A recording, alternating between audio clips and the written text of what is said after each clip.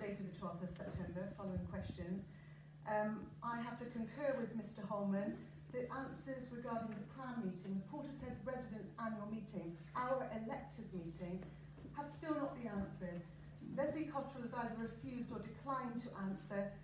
Peter Mitchell said at the meeting on the 30th of May he would answer. 4 months later, we do not have answers, as you can see from the clerk's report. Turning now to his comment, Mr Mitchell's comment at the PRAM meeting on the 30th of May, Mr Mitchell said there had been vicious attacks, plural, towards the clerk.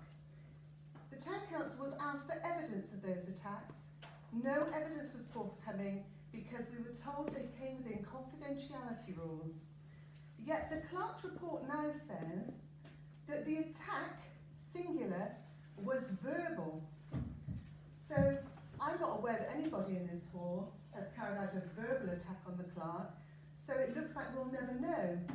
But what is strange is, after the meeting on the 30th of May, many residents raised their shock at attacks on the town clerk in this hall. And you then added, Mr Mitchell, the fact that the attacks, in plural, were regular and vicious. And the videos are available for the public to see. So now we're led to believe that the attack, singular, was verbal, and there weren't regular, vicious attacks on the clerk. That's how we have to establish things, and having known your last profession, I would have thought you would have known that. And the police weren't notified of the attack, despite residents urging the council to go to the police about those attacks.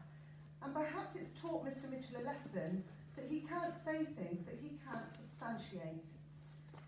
So turning now to vexatious letters to members of the public, and I have raised this at other meetings, I was sent a letter saying that my questions at these meetings were vexatious.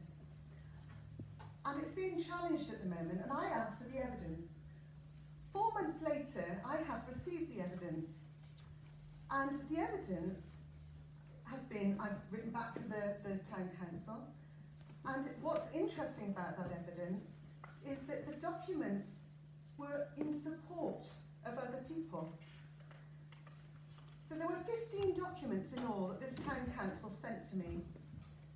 5 of them were in support of another resident and were justified responses to the clerk's emails on that matter to that resident.